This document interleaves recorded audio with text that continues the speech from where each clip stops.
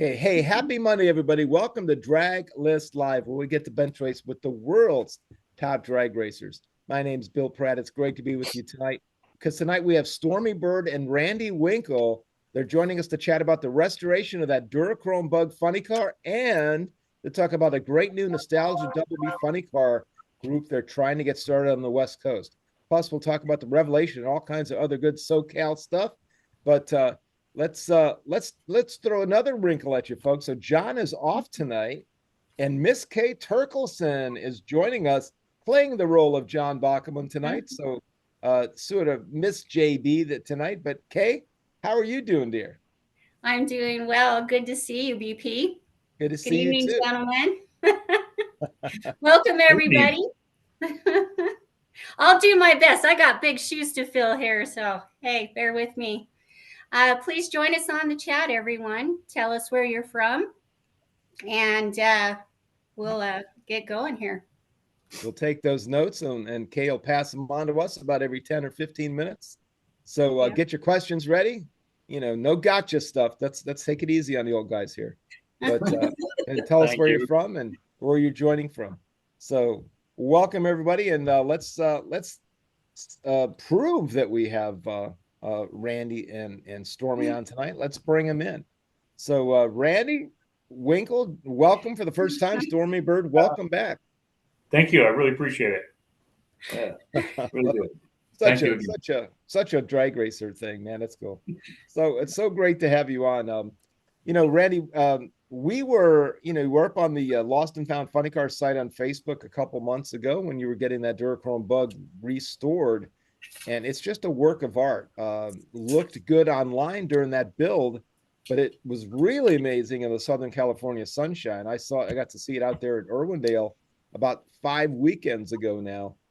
Just a beautiful car. Tell us a little bit about the rebuild there. Yeah, well, first of all, thank you for that. So it's just one of these things that was something that I chased for a long time, and loved it as a kid, and seeing it in different magazines and so on, and eventually, just to make a long story short, it popped up on Facebook. A gentleman named Drew Jackson up in Oregon had purchased it, and so I friended him, and we talked about the car a lot and different things, and kind of developed a little friendship, and kind of watched what he was doing with it, and eventually the time came where he was having some struggles, and things weren't where he could finish the car, so he made an offer to me, and I was like, hey man, if you give me the crack at it, I'll make sure it gets back on the track. Mm-hmm. And he did, and so we did, and it was a fun restoration. It was a blast going up and getting it, and we got to go up and hang out with him for a few hours, and shared a lot of stories, and road trips are always fun up and back, and yeah. Just by the time I got to the California line, I already had it rebuilt in my mind. It was done and finished. What coming up? He had to pull over. He says, "Stormy, lift the body. I gotta go sit in it." And I brought the body on it. He's like, "Oh, it just towed me back to California like this. It was cool." Yeah, I just left you. Leave him in there. Yeah, I would have been all right with that. But so it was one of those things where in the midst of this, I got to be good friends with Warren Gunter, who is the creator of the car originally. Right. Mike Chase built the chassis, but Warren did everything else, and he's the one that drove it and campaigned it, did a lot of the match racing for years with it.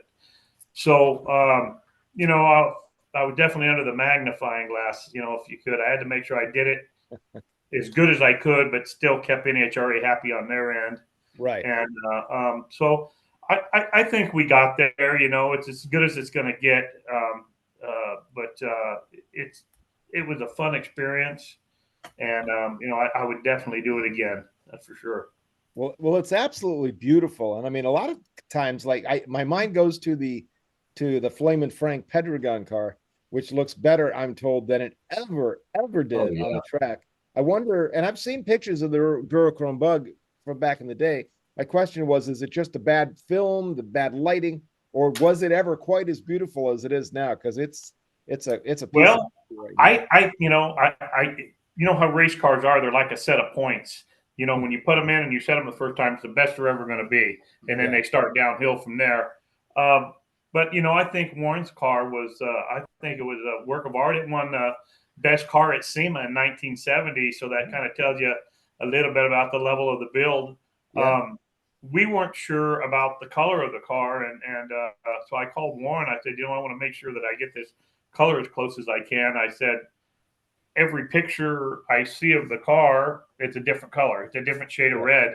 Right. And he goes, well, I haven't got a big old hunk of it hanging on the wall from when I crashed it in Orange County. If you want to come down and take a look at it.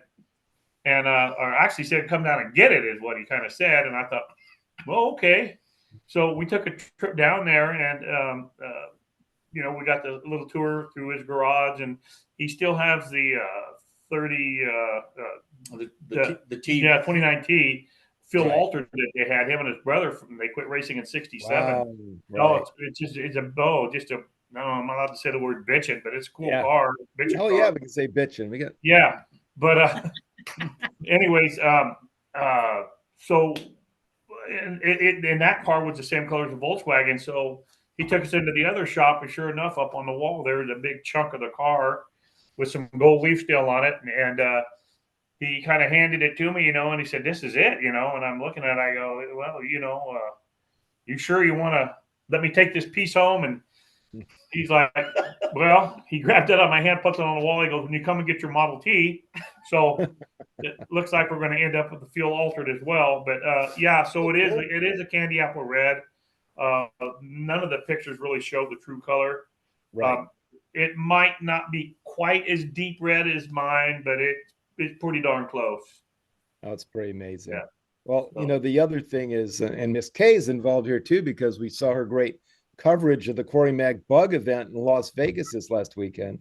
And we saw you guys firing it up. So Stormy, you know, how did that go? I understand. Well, I heard how it went, but kind of walk us through what you saw. And then maybe Randy, you can fill in some of this. We went up there. The motor just went through it again. Got it all tuned up. It sounded fantastic. I mean, when it lit, it's like, well, this thing's on, you know, like on high percentage, but he did a nice long burnout, and then backing it up, I was giving him the signal, and it's like, I didn't know what was wrong. And Corey Mack jumped out, and he said, you know, like, I'll be back up. And then Randy did this awesome dry hop. He went out, hit the brakes, put the car sideways. But as he's backing it up, I can see he's struggling.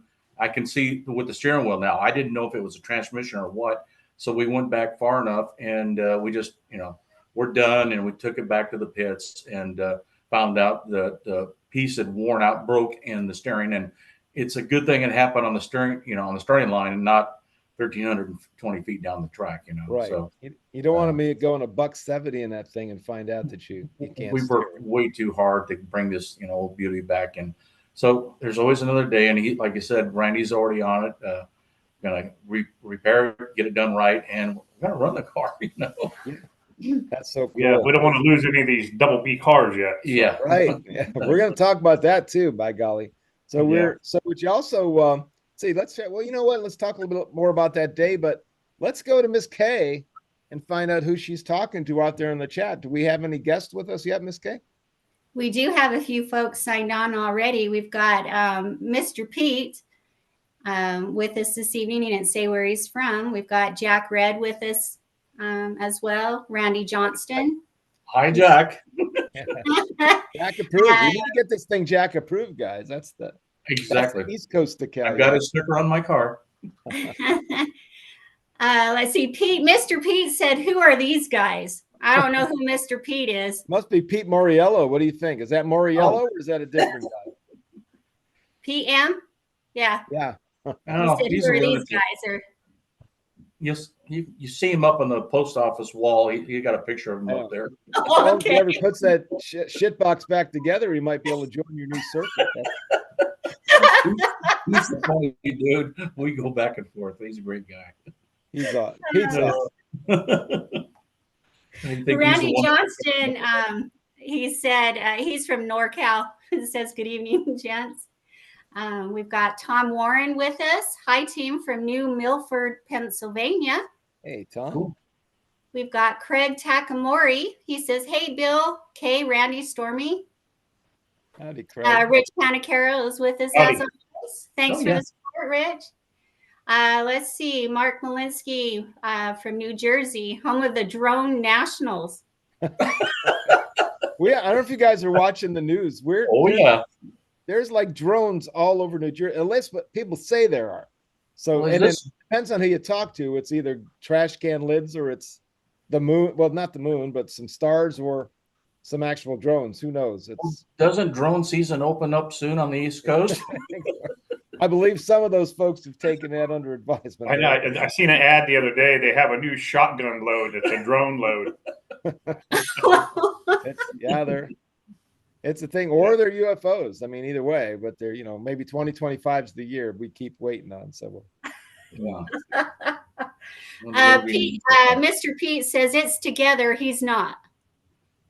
the Vega, I got you.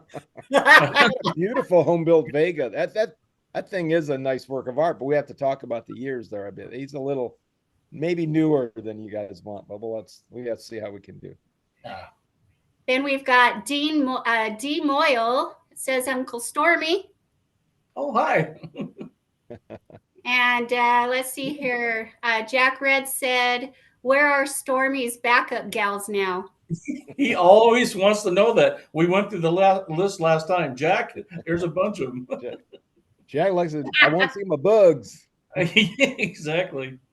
Well, Bug, backup girl or backup guy? Jack has to be clear. He has to clear that up. We'll see what he says. Jack likes the ladies. The ladies like Jack. You can look at his Jack approved page we put up for him. There's a lot of pretty girls up there. I'll tell you how many times I've on my car. Those Jack approved decals go on more than cars, and I've seen them applied before. Mm-hmm. Hey, Big Daddy Don Garlis had one on his car. Yeah, Sure did. What else we got, Miss K? Mr. Pete come in and said Randy and Stormy are great ambassadors for the sport. Thank you. We need to get monocles and top hats. We're getting. I love. Yeah, that wouldn't be bad.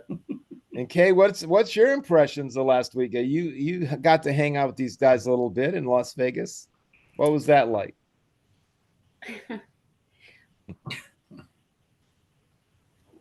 Much respect to both them gentlemen. They were very kind to me, very sweet.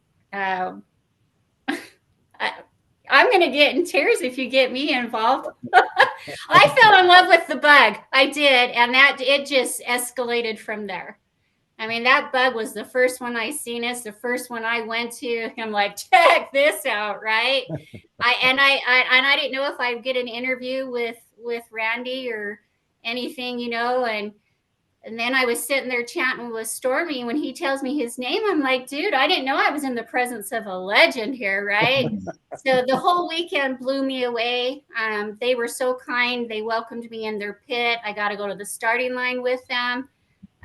They did invite me to be the backup girl, but that didn't quite happen. And it's kind of a funny story. The shoes I was wearing wasn't quite appropriate for, the track. And thank goodness that Stormy took me out on the track to do like a test run.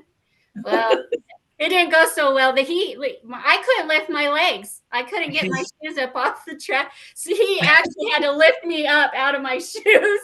And yeah, so thank goodness we did that trial, or else I would have fallen flat on my butt. And with his burnouts and that, I'm like, oh wow, no, yeah, but being at the starting line in itself with them, just much respect. And Randy, you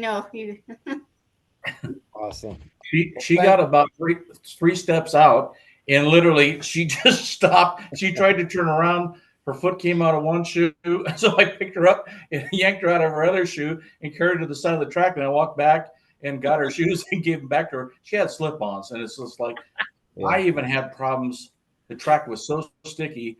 I tied my shoes until my feet were, right. I couldn't feel the blood on them. And so it's a good thing we did a little rehearsal, because she would have still been stuck out there. Wow. Yep. Yep. But quite the nature of that track was good, by the way. Yeah.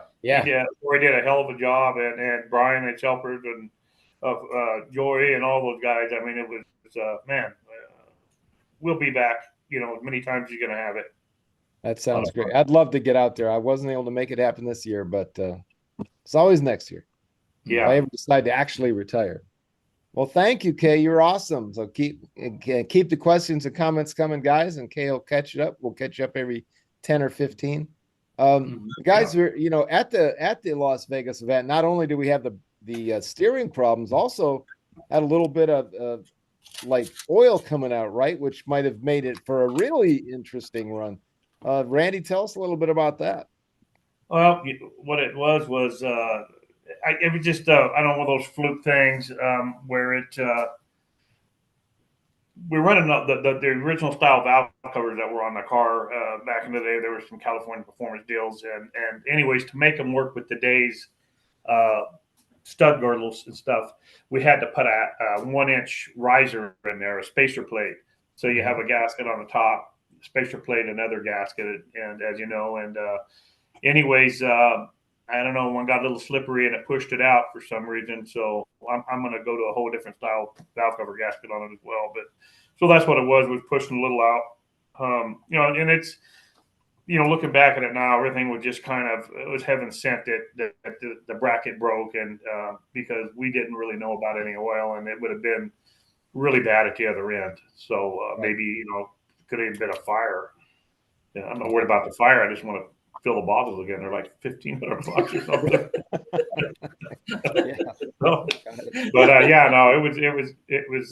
It was okay. So, you always learn. We went all the way to Wisconsin with the car, and unfortunately, we never had any time to make any laps in it. We did illegally go down a FAA controlled airport with it for the first pass with no body, and that was. I had one guy on one end, one guy on the other, with letting us know if any planes were landing in behind me or coming in. But we did get a little rip in it and got that done. So that's about all we had for research, and we got all the way back to Wisconsin, and again we got a burnout and a good dry hop, and we got down the track just a few hundred feet, and I felt the motor kind of starting to retard itself. It just didn't feel right, so I just got out of it, which was fine. I got a lot of information. And based on that trip back there, it was a long ways, but we fixed a lot of things, things that we didn't see, and now this last deal in Vegas, I think with that, I think we're ready to go. So we have a test and tune in February at Famoso, and that should hopefully be the final proving ground, and then we get onto the March meet and have some fun. Nice, that sounds great. And I'm an old software tester, right? So you can test whatever you can in the lab, but you got to get it out there. You got to put it out there. They always run bitching in the driveway, don't they? and I'll tell you, you have a car that hadn't been on the track in 55 years. And, I'm such a purist that I was trying to make every little thing that was on the car work, even if it was wore out. I tried to refurbish it, because I just wanted it as correct as I could. But it bit me, and so it was a good thing, because it's going to be better and safer, and that's the important thing at the end of the day. It snarled and snapped, but it didn't bit yet. It didn't bite yet. Got away with it. Well, I did want to chat about that though, about the car, because it was, it's 2024, right?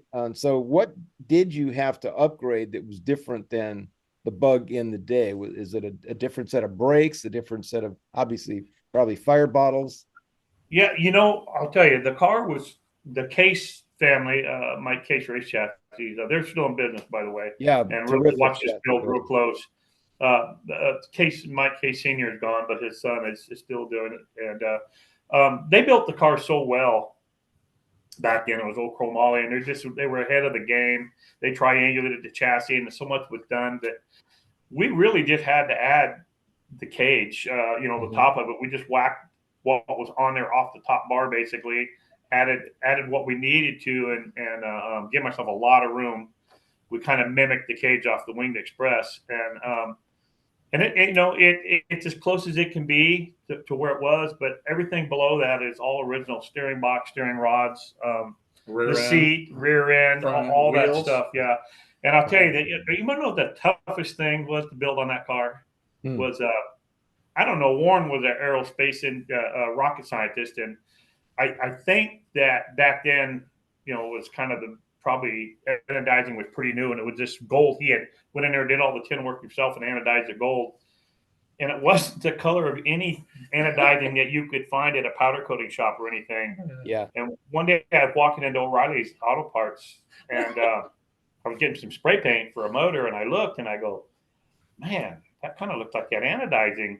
So I bought a can of it and I took it home and I sprayed some out on aluminum, and then I shot it with clear, and I go, man, that's it right there.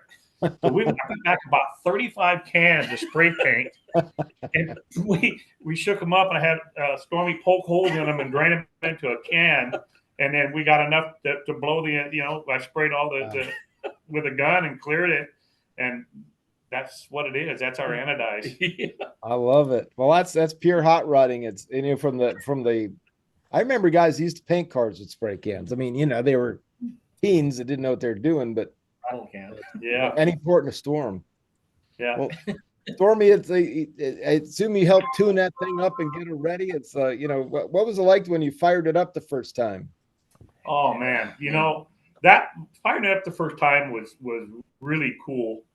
But I'll tell you that when we got to Wisconsin, because we just finished it basically on the road. When we got to Wisconsin and we fired it and they dropped it down, and I rolled into the water there and stopped, and I just looked around and I thought, man, this is what Warren seen 55 years ago in all those different cities and towns that he was in and states. And I just took it in for a minute, and it's like, man, this is a pretty cool office space right here. I could do this a little bit. So it was really exciting. When we got to Wisconsin, I mean, the body's up. And the last time I saw the Durachrome Bug run was the Lions in 1970. And here Randy and I are, and fired I'm lowering the body on this car. He's looking at me, I'm looking at him, and I'm lighting this car up that we both watched run. And it's like, it's surreal. And, it's like, I'm actually got my hands on the Durachrome Bug, and now he's going to take it down the track. It was a real surreal moment for me. And I know it meant a lot to him. It's like, hey, this is it. This is what we work for. Yeah. It was cool. I remember laying on my friend's bunk bed in probably 1970, 69 or 70, just a kid in grammar school, reading that magazine and, opening up the pictures and looking at it. And then to have this happen is just unbelievable. That is amazing. Yeah. And it was legit. I mean, that was a legit campaigner. That thing flat flew. It was a race everywhere. Yeah. What 3 or 4 nights a week you run. Yeah. Canada, we have Randy has his logbook, all the places he ran. I mean, he's got phone numbers to Jungle Jim Lieberman, Arnie Biswick, all these guys. Yeah, he ran with, he was running with Snow and Schumacher and Jungle Jim. They were just campaigning everywhere. Right. I don't know how they slept. I mean, those guys were everywhere all the time. I think there's a song about that. Weed, whites, and wine. Isn't that pretty much how they? Yeah. Yeah. I don't think Warren. I don't want to probably speak for him, not. The way he talked about it, I don't think he's ate a hamburger since then. I mean, he goes there with hamburger stands and French fries, and I was like, God. But well, I just had a tiniest taste of it in the late '80s, mid to late '80s, when we did the United States Super Circuit with the Pro Mod cars. And it was funny. It was kind of like funny cars coming back. The times were the same, but we run them on Budds Creek at my track down here where I worked, and that was the first race ever. And then we all beat it up for Englishtown about 4 or 5 hours away to race at about noon the next day. About 11 o'clock we were supposed to be there. Holy, and of course, we're effing around all the way up there, stopping at, playing racing games on the, on the truck stops and stuff. It was just, there's no sleep. We all looked like death warmed over the next day, and it just a tiny taste of what it was like back in the day. I love it. Well, let's go to this K. It must have been exciting times. I mean, because that was their living. They're out, the more races they could get to, the more they could make, and trying not to break parts, and if they did, just trying to survive, each round. So yeah, I pioneers for sure.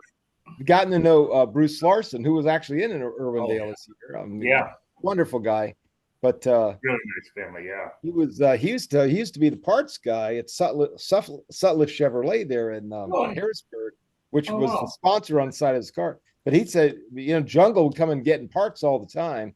It was pretty much just building out 427 parts.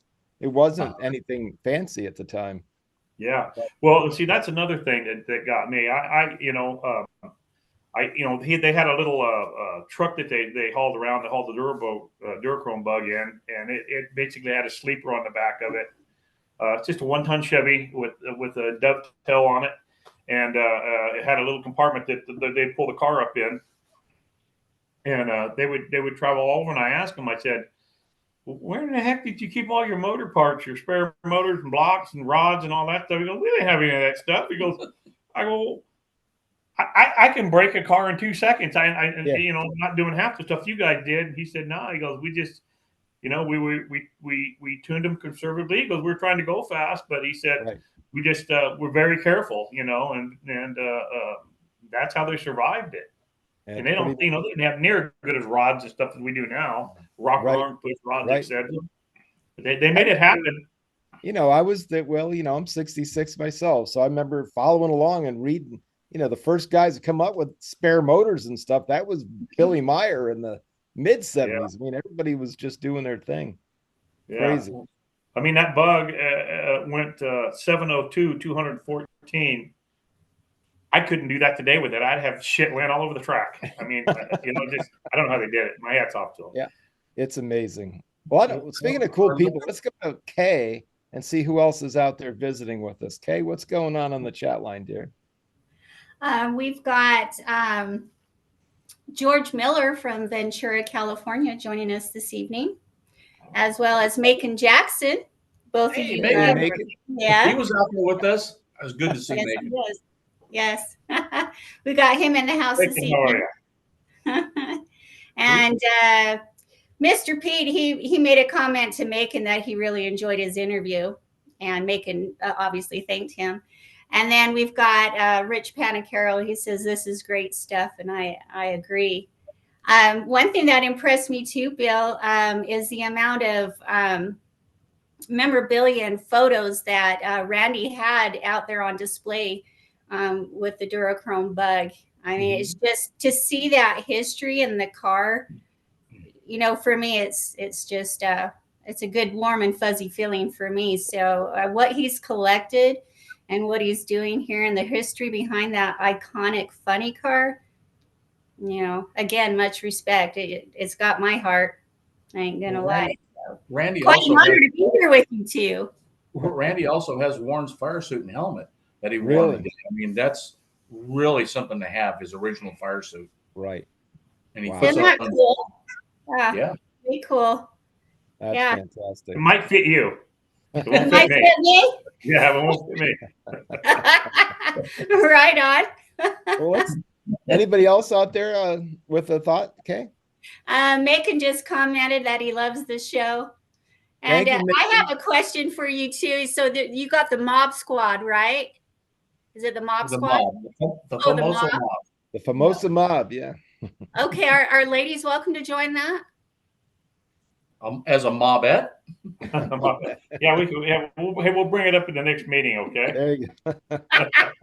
I just had to inquire because I know you shared that James Day wanted to join, and I'm like, well, hey, maybe they'll let me. Yeah, James. Yeah, he's one of the founding members. Yeah, James better look out. His wife will outdrive him. Here's a guy who drives a AA fuel funny car, and he wanted to be a mob member. I go, he's driving something that goes 300 miles an hour, and he must be a mob member. Okay, Randy goes, send him a jacket.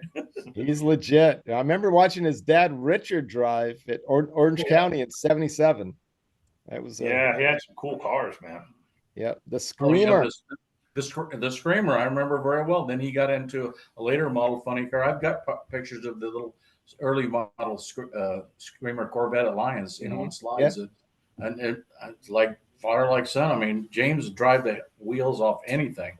Good guy, really good. Him and Eiley, his wife, they're both drag racers to the bone. Love them both. Had them both on the show at times. They're awesome. Didn't I see something on Facebook that James got a ride for the 2025 season or something? Yeah, I forget the name of the car. That dark black. I forget the name of it. But yeah, he's got another ride. Good for him. If I get a pretty good producer, maybe I can get someone to call him up and have him come back on and tell us. Hey, I've been working on those two for over a year now. I can't get them to commit. Oh, Oh my God. well, tell us, I'll harass them again. sounds good. Well, I want to talk about the new circuit, but let's wrap up with the personal cars though. Stormy, I saw you with the Revelation out there. How did that year go? How did did you hit the numbers you wanted to hit, do the stuff you wanted to do? This year, I basically just did a lot of exhibition stuff. Like I said, I was going to race Jeff Adamain a couple months ago at Eagle Field, but I got bursitis in my elbow. But this coming Saturday, Randy and I are going down to my friend Andy Morocco's little Paris drag strip. It's only like 330 feet. And we're just going to make some exhibition passes. We're going to do a heads up. We're going to go for it. He's like, I'm going to blow your doors off. I go, I don't have doors. You do. So we just have fun. I've been more or less concentrating on helping Randy out, which I'm really enjoying. Right. And I'll be back out with the car. We ran my car at Irwindale. We just made a smoker pass. Right. And it was actually so busy we couldn't even make a hit with the Bug. So he went out and cackled it with some of the other guys, Yeah. So it's been fun, and I really enjoy going up to the shop daily and finding out what new project for the hour is or the week or whatever. He's got so many projects you have no idea, Bill. Yeah, I hope I live to be 200. Is that a buddy do list? Do we have to come up with a new name? Yeah, he finds us cool stuff, and it's like, how can you not restore it? He has Pure Heaven #1 that Leon Fitzgerald got back. And we will restore that also. We'll bring it back to life, and he'll do something with it. And there's just a lot of cool stuff there that we're bringing in. I get it. He likes to bring stuff back to life, and I love it too. I mean, it's been a fun journey. You guys are doing the sport a world of good and helping folks remember those cars. Well, one of the things that I'm really excited about is you guys are starting to grow a nostalgia double B funny car circuit on the West Coast. Randy, tell us all about that. How's that going?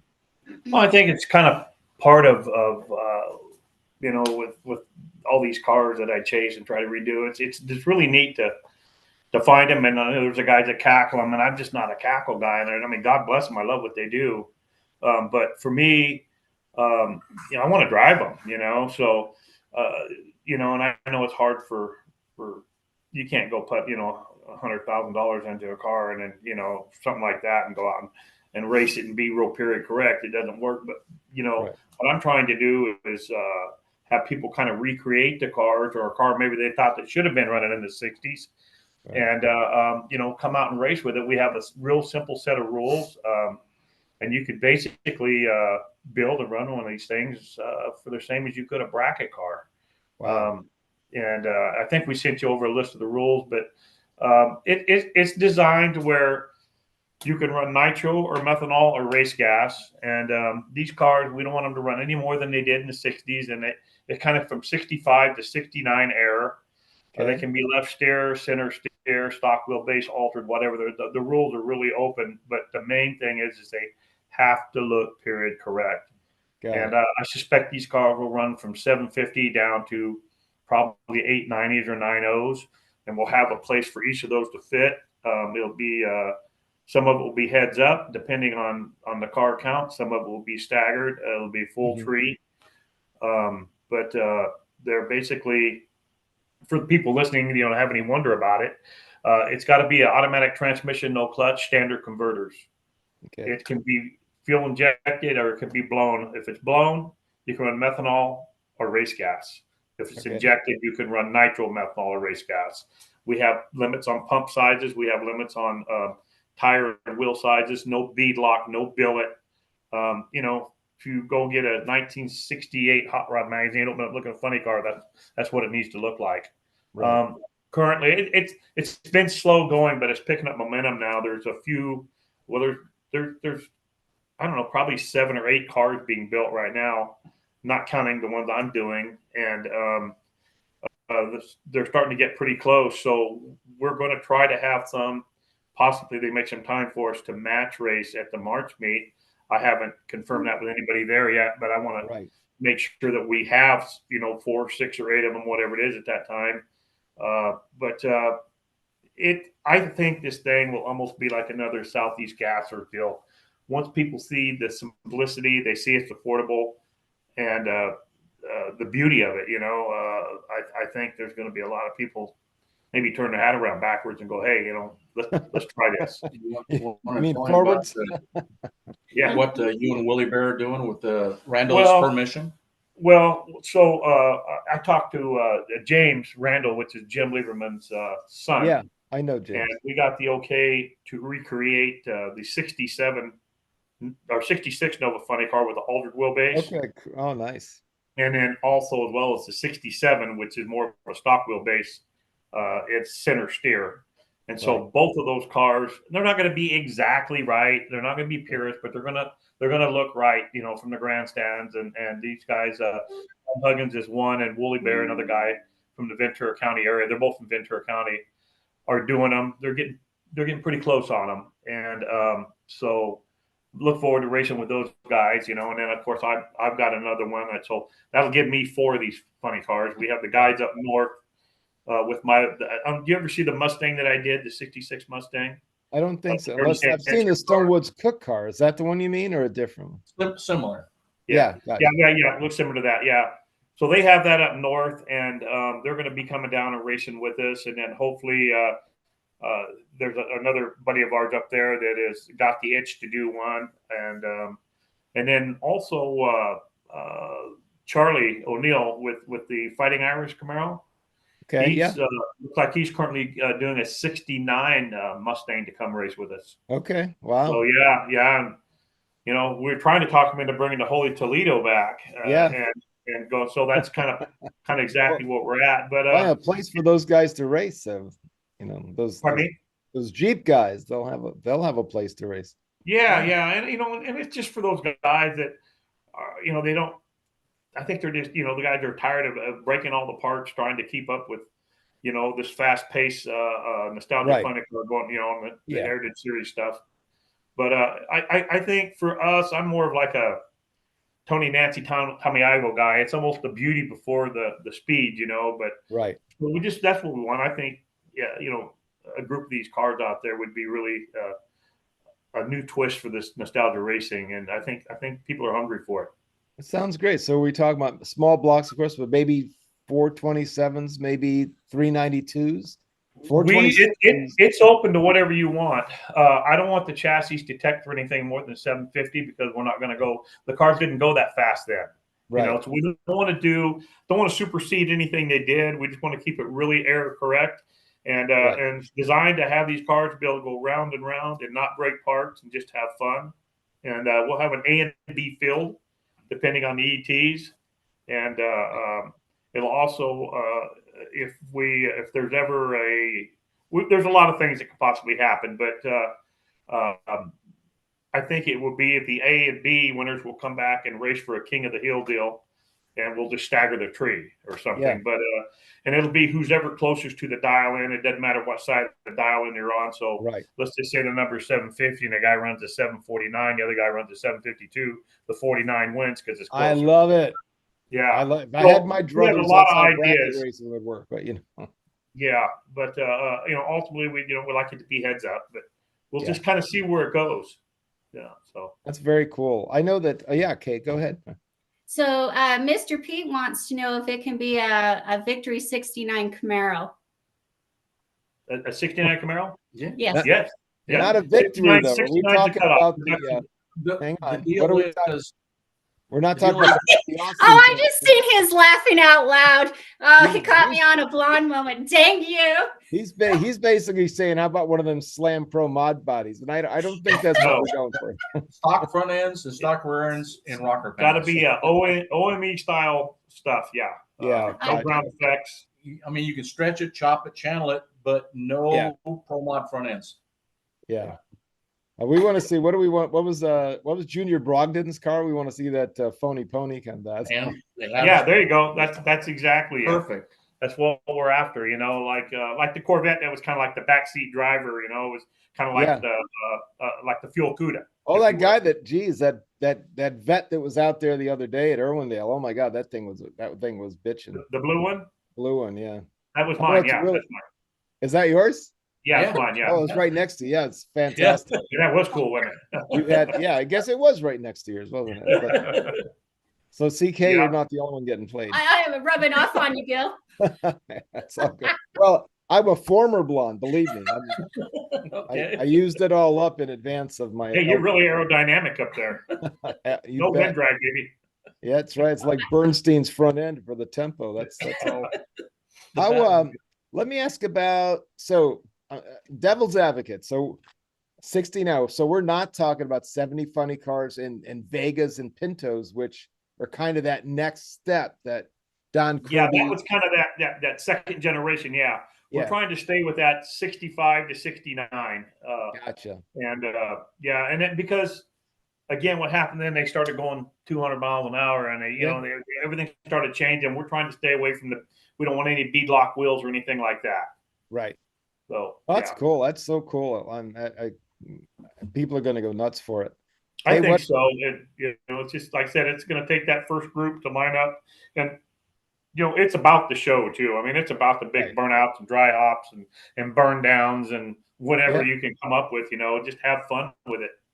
Well, heck yeah, we get somebody to do. There's and really between what you guys remember back between 65 and 69, there's several decades of change there. It was 5 years, but you were going from, think about Arrington from his like GTO that was basically a door car, and then he the 68 and 69 Firebirds that he had, which were probably the latest or most advanced of that first generation, right? It's really several generations in a short little time period. So there's a lot of you can pick what you want to do and go. It seems like a lot of those early funny cars too, they didn't have any windows in them, Yeah. And so that's kind of it's kind of what we're looking for, and I'm not saying that anything isn't possible, but if somebody has some interest or something, just get a hold of us, look at the rules, and if it doesn't answer your questions, get a hold of us, and man, I'd be glad to answer any questions or whatever. I'll post the rules on his page and my page on Facebook. That way you can get but the basic rule is if you could get it off the shelf in 1969, that type of part, you can run it, no billet stuff. Yeah, it doesn't have to be an early motor. I don't care if you run a 572 motor in it from GM Crate Motor. Just put the right valve covers on it and make it appear right. And because this whole thing is designed to where a guy could go to a wrecking yard and buy a 64 Nova back half. Yeah. Drag it home, put a chassis under it, put a stretched glass nose on it, or make it center steer. If it's a stock wheelbase, it has to be at least center steer, and the motor has to set under the cowling. There's like a 28% setback or whatever the rule is. So they look right. But you can buy a shell super cheap, build a little 2x4 square chassis frame, put a solid axle in it, and throw a motor in it, man. The glass front end, and you're going. That sounds awesome. They're not $high cars. Right. That's so cool. Well, Kay, what do we got on the chat line? Anybody with any final thoughts for our friends? Well, Mr. Pete did ask about Krager wheels. Krager's, American wheels, chrome wheels, painted steel, all those things are still available brand new. But Krager SS's, but not Krager Super Tricks, I'm betting, is what he's asking. No Super Tricks. Yeah. Krager's are classic. I mean, who did Krager's? The beautiful thing about those days is none of those racers had four wheels that matched. It's two of this and two of that, and so that type of stuff. You can buy a set of slots for $25 a piece at a swap meet. And that's what you need. You need them big old bear claws on the back. You need some nice American wheels on the front with the spokes. Oh. Yeah, that's what I'm talking about. Man. He's got a set. Yeah. I'm doing a deal right now. I've got a funny car I'm doing, and we are kind of doing a build on it, and it is to show how cheaply you can build one of these. Nice. And we have a guy back east that'll pop the body $3,900. He's got a pretty good selection of bodies, and I stretched them whatever we need to do. And then you could go find a altered chassis. I found one last night that a tech for $750 for $2,500. Yeah. Wow. So, under $6,000 you got a roller. And so it's pretty easy to do. I love it. Okay, what else we got, babe? Any chance you'd build a Bounty Huntress, another Cha-Cha Modowny car? Had to ask. if they want, it just got to be like a '69 Mustang body, you know. Yeah, and it's production date 69. Yeah, yeah. So, Okay. Yeah. What year did Yeah. Bunny Burkett run? What year was that? She didn't come out. Well, Buddy Paquette was running super stock Mustangs back in those days. Mhm. And then she went to like a small like regional pro stock circuit, pro stock, not quite. But then funny cars, her first car was a Mustang 2 in about 75. So she Okay. came a little bit later. Well, But yeah, I'm always rooting for the females, and poking at you men because it's fun. that's Yeah, I had that's Eileen my Stafford. good friend. I've had Hadley Stafford drive my car, so I have no problem with women. Yeah, sounds good. the more the merrier. Yeah, Yeah. come on, kick our ass. We don't care. Heck we yeah. do. I don't want to kick your ass. I just love to poke at you unique creatures we call men. That's all. I adore you all. So No, it's you an honor and described us pleasure to as be here. creatures. Awesome. Well, we got to get you the proper footwear first. Yeah. Yeah, we got to do that. We'll get you some go-go boots. That way you can lace them up and you won't come out of them.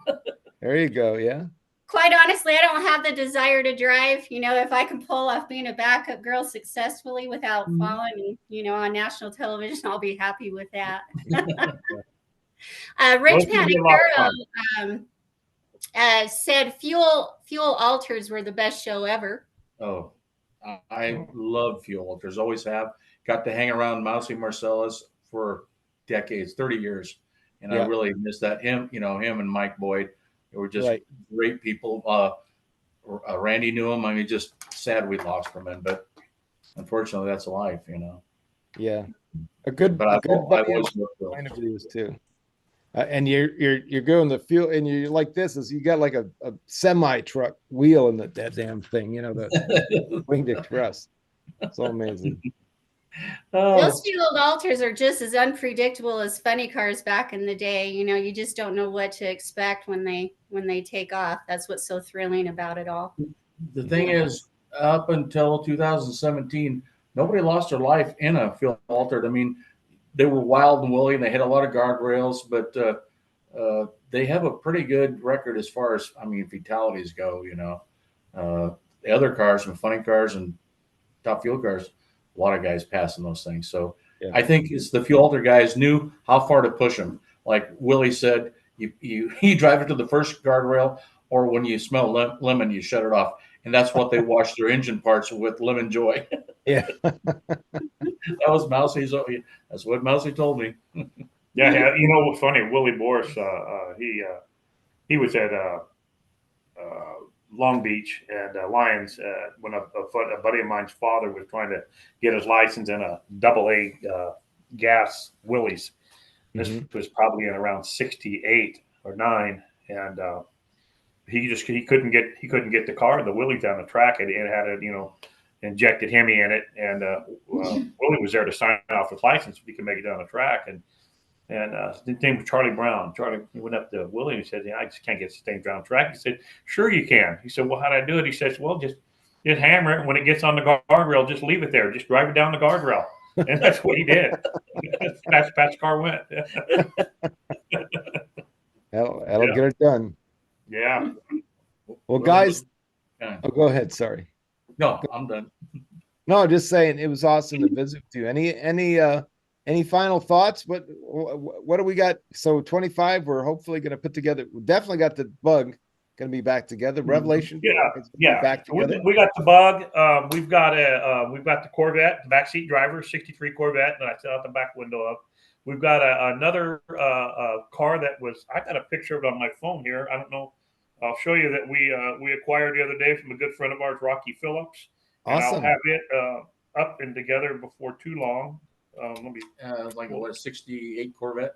I think it's a 67, but 67. same body style. But I will pop it up here and let you see it. Yeah, do that. And, Let's see. so this will be. Put it right up on the camera. Yeah, This will be. that's cool. That was Check it out. a history car back in the day, so we're putting that one back together here shortly, and that will be another one to run with us. So, these cars are so easy to create, and I don't think that you can have any more fun than we're going to have, Yeah. Be They're a lot easy of to road create trips if you have the involved. talent and the drive and the technical aptitude that you do.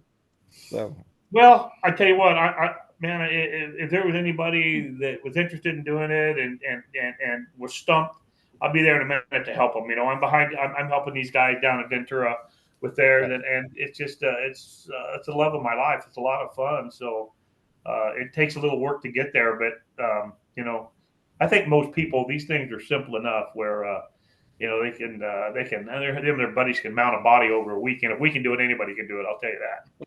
You know, so It's so cool. Well, I can't wait to see him. I mean, it'll be worth the trip to the March meet as it is. That's yeah, always a yeah, great thing. yeah. Looking forward to campaigning the Volkswagen some, you know, and maybe doing some match racing. Uh, a guy that we know down in Ventura that's building the '67 Nova funny car down there. He's good friends with the guy that has Mickey Thompson's '69 Mach 1 funny car. Okay. And so they're saying, hey, they're looking at it now like, what do we have to do to make this thing tech? I mean, we can bring it back and run it on methanol. And so that's a possibility that might be coming back out and play with us. That's amazing. Yeah. Richard Standard and Ed Schwartz. Yeah. Got it. Oh, Ed Schwartz. Great guys. Richard Standard and Ed Schwartz. I raced with them before years ago, match racing and stuff at LACR. And they make some beautiful cars also. They really do a nice job. They sure. But they got smart. It's like they don't want to go putting a rack of pistons and rods in it every round. So they just pulled back. It was stupid, you know. And they realized nostalgia funny car racing is 20 years old now, you know, give or take. I mean, some people raced them in the 90s, so even further. So when you think about it, you think about that era from like, you know, 65 to like 85, and you know, that's sort of where we are. You know, people just running about the same times, running. Yeah. Well, time. you know, the nostalgia NHRA series nostalgia funny car deal. It you know, when it started out, Ronnie Walls brought a car back from '69 or '70 and won the thing with it. You know, so it's kind of I hate to say it's lost its way, but the simplicity of that idea that they had, as well as top fuel, it just gotten into a money thing.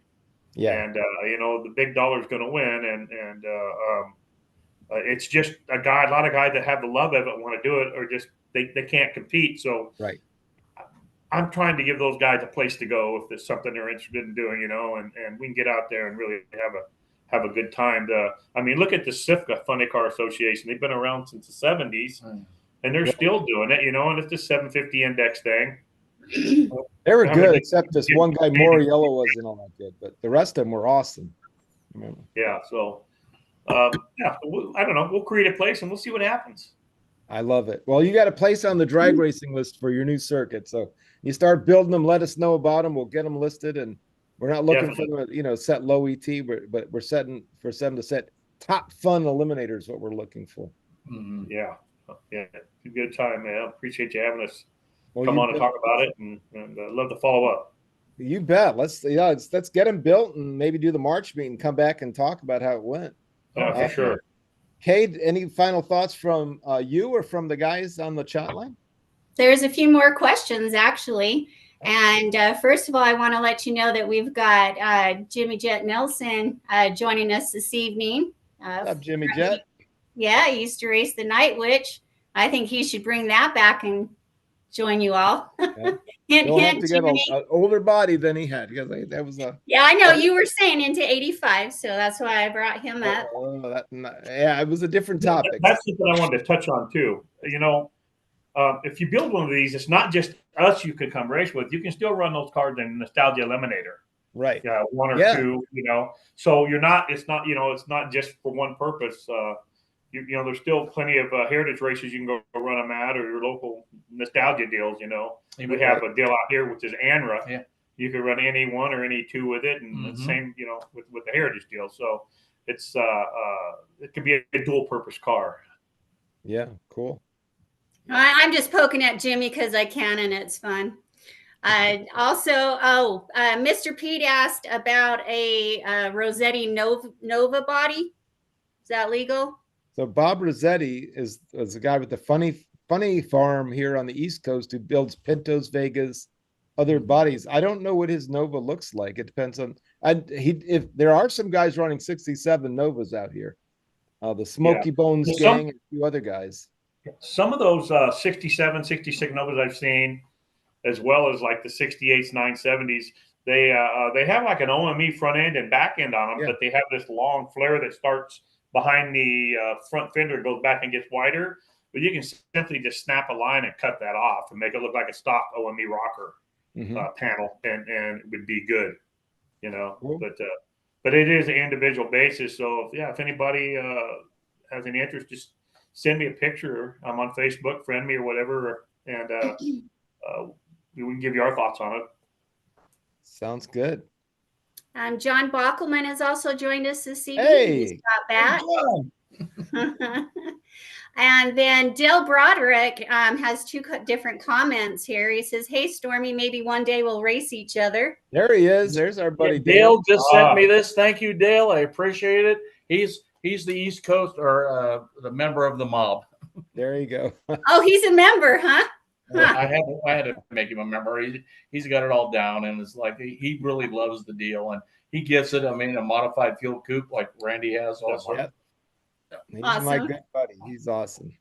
Now, I just got that in the mail. I just got your package in the mail today. Thank you, Dale. That is so cool. Thank you so much. He continues saying that he wishes someone out east would come up with a group like this.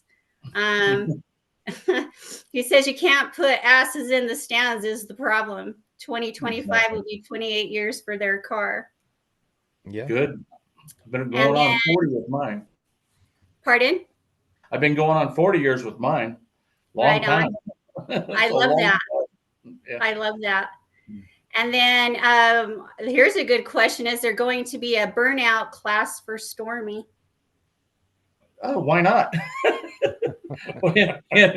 That's what I'm. I've got to be George Miller from Ventura. See, he's under Sledgehammer. Let me see. Oh yeah. Okay. Where did he go? Yeah, George Miller. Yeah, that's him. Yeah. Well, that's the whole thing. The big burnouts, the dry hops. It's a show for the fans, and it's fun when you're in the car. It's better than just staging the thing. It's like boring. I want to drive the thing. I want to burn out. I want to do the dry hops. It used to be a show, and that's what we've lost. You know. Awesome. Love it. Kay, any final thoughts from you, dear, before our guests move on? No, I'm really excited, and I support this class, and I'll be there rooting you on. I appreciate it, and thank you for all the media stuff you've shared already from the Corey's deal, and you for your having interest in bringing us on and talking about it. We really appreciate it. Help get the word out. Thank you. Yeah, Miss K's, all of Miss K's videos, or the vast majority of them that I found, are reshared right here or over on the Draglist Facebook page. I can't say reshared. Oh, cool. Well, thank you for having a funny car. I'm a funny car fanatic. I like what I like, and I'm honored to be part of the Draglist family. Yeah, you're welcome to hang out anytime, man. It was fun to have you at, Kay. It really was. He was like instantly one of the crew. I know, and thank you both again. Thank you both. Thank you. Awesome. Well, guys, one final question. Where can they find you again online? What's Facebook pages or websites? Where can folks follow along? You can just friend me at Randy Winkle on Facebook, and then or Stormy Byrd, either way. But okay. And we can send you some rules and regulations, and glad to chat with you. In any direction we can give you our ideas, they're 100%. And I'll post the basic rules on my page and Randy's page. And like I said, we revised them a little bit. We're trying to, make everybody as happy as we can, but there's some basic ground rules. Yep. So I'll put those up. Sounds great. Gentlemen, thank you so much. Merry Christmas. Happy holidays. Happy New Year. We'll see you somewhere down the road. Yeah. Thank you all. All right. Ladies and gentlemen, Randy Winkle and Stormy Byrd doing it like they did in the old days. Bye-bye, Bill. Later, guys. Bye. All right. Let's say farewell here. And we're going to go to Miss Kay, who is going to do the Racer of the Week. And Miss Kay Turkelson, take it away, my friend. All right. Hey, John, I'm glad you're with us. I got big shoes to fill tonight. I'll do my best. So the pick for Racer of the Week is Brad McBride from Granite Falls, North Carolina.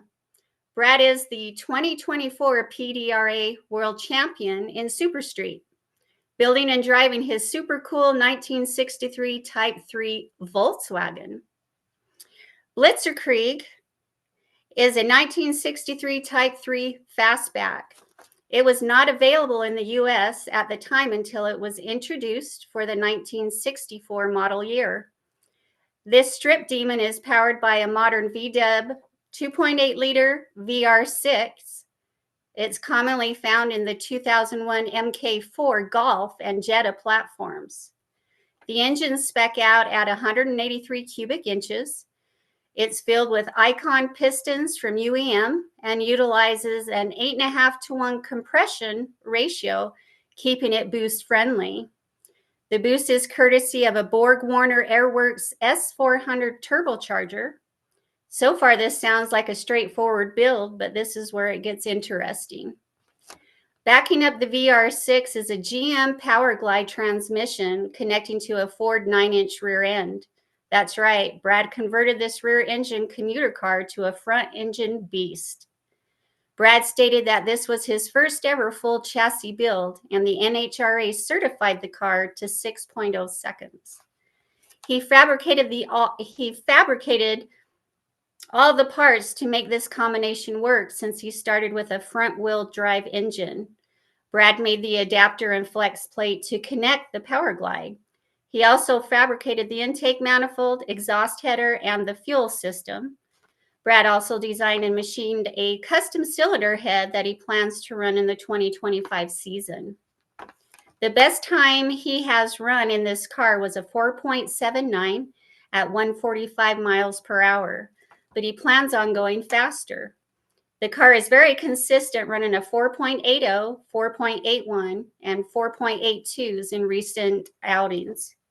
Brad is very talented. He designed and painted the interior himself. The tin work was painted to look like vintage road signs, and this inspired him to start a sign business.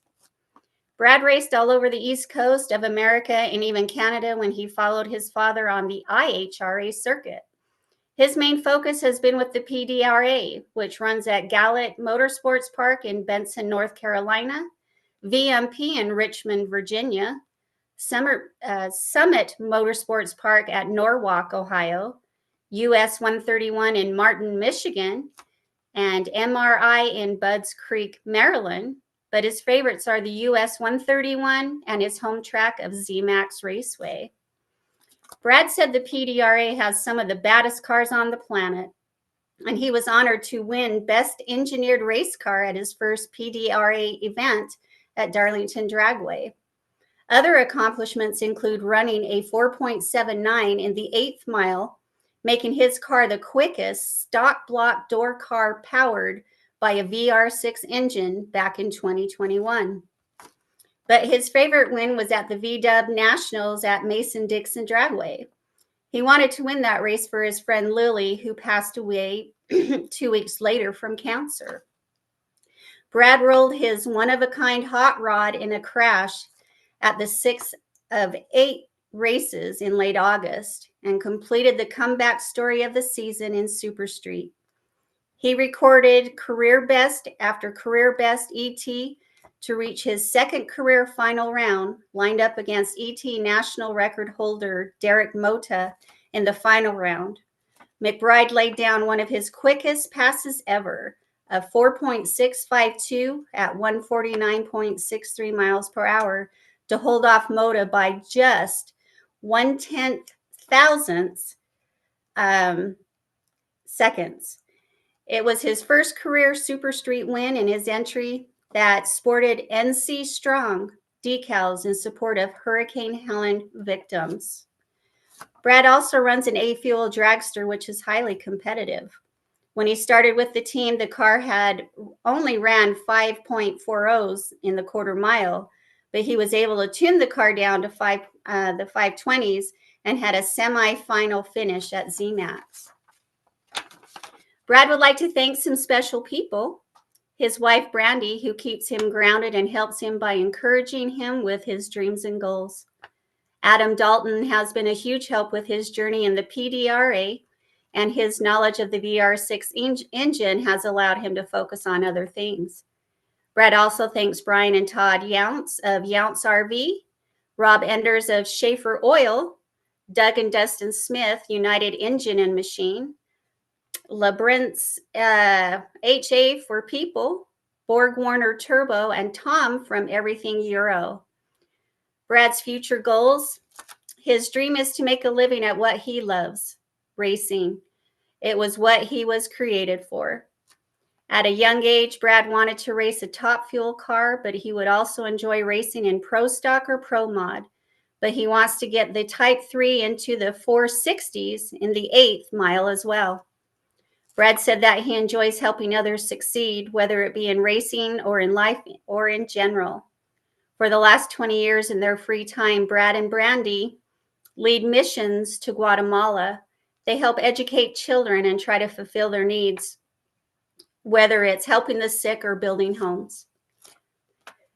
We want to thank Brad for sharing his story with us. We look forward to updating your story as your journey progresses. We wish you good luck, safe racing, and the best of times in the future. Written by John Bockelman.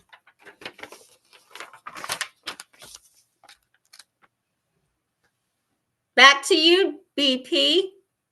Awesome. Let's find ourselves back. So hello, what a great job you did. Awesome, awesome, awesome. John, if you're listening in, I know you're proud. Fantastic. And a really impressive racer. So we got him on the drag list with that A-Fuel dragster and probably some other stuff too. Let us say what we're doing up next week. So one thing Miss K has been working super hard, mostly on 2025 guests, but she got some great guests for one more one more event this year. So we're going to take off next Monday night, the 23rd. We're just going to take a break for the Christmas week. So hope everybody has a wonderful Christmas and a fantastic holiday with your families. On the 30th, though, we're going to be back with drag racing historian and all-around good guy, Dave Wislowski. You may have encountered Dave out on the internets, in Facebook or elsewhere, where he talks about some of the cool old stuff. So he's one of those numbers nerds and history nerds, and we're going to have a great time kind of for our last show of the year on the 30th with Dave Wislowski. But then look out for January because Miss K has been working hard. Our next segment, those we lost, folks. I only have one to mention this week, and it's Terry Hall. Terry passed away on December 7th at his home in Vermont after suffering from failing health for a while. He raced a number of great cars that he built himself over the years. I personally announced Terry racing down at Budds Creek. Often he raced in the Pro Mod categories or top sportsman categories with some super, super fast door cars. It was Terry's wishes that there be no end of life ceremonies. So may he rest in peace. And we all say farewell to Terry and love to his family and many, many friends. We've had a kind of a short couple of weeks, and I'm fine with that, right? With the number of those we lost, but we'll keep an eye out on that. As we go over the holidays, we oftentimes get a few more folks, but we're not looking to line them up here. We'll take as few as we can get. So Miss K, with that pretty much wraps our show. I think you did an amazing job for filling in, and JB's got to look over his shoulder now. We've got to have to look out. But I wanted to thank you personally for all the great work you've been doing and bringing us these guests. It's the hardest. I think one of the hardest parts of this job is it's not a job. We all sort of do this out of love, right? But getting these folks lined up, checking all the calendars, and there's so many people that Kay is talking to right now that they're like, we're a yes, but it's all about getting the time right. So right. Your thoughts, dear, on your first show and our guests, and anything else you wanted to share before we said farewell. Well, I just want to thank you and John both for having the faith in me and offering me this opportunity. I mean, how many ladies get that? I'm grateful and blessed, and I want to thank the both of you. I mean, You know, I've told you, I don't know how many times, what an honor it is to be a part of the Draglist family. And I'm just tickled to death. I'm happy to be here. So quite an honor for me. So Well, thank you you. so much, and happy Christmas to you. Yeah. And I won't say Happy New Year because we'll see you one more time, but we'll say it anyway, and then I can tell you again. Right. Go ahead and do our wrap then. We want to thank Stormy Byrd, Randy Winkle, who were terrific. John Bachman, thank you, sir, who was apparently back from his trip just in time to hear his segment. Kate Turkelson, the amazing, the lovely, thank you so much. And Rob McCabe, who keeps he's out there putting in those final entries for the NHRA season. He's doing a great job. Thank you, Rob. Of course, Mel Bashore and Ron Tums, who also does some amazing older car entries for us. And of course, thanks forever to the big man himself, Danny White. Of course, thanks to Jeff Gildreth, Zeus Digital Marketing, Racers Reunion, and Wingding Media for getting us started way back in 2010. Folks, click the like, click the share, and subscribe to our channel, please, here on YouTube. And we're trying to grow this community, and we love having you with us. Also, check in on draglist.com every day. We put up something new. At a minimum, it's going to be drag racing news from around the world, about 8 to 10 little stories you can click on. And with that, I'm going to say Merry Christmas, Happy Holidays, and see you on January 30th for Dave Weslowski. With that, on behalf of Kay and John and the rest of the gang, have an awesome week, everybody. We'll see you in 2 weeks on January 30th.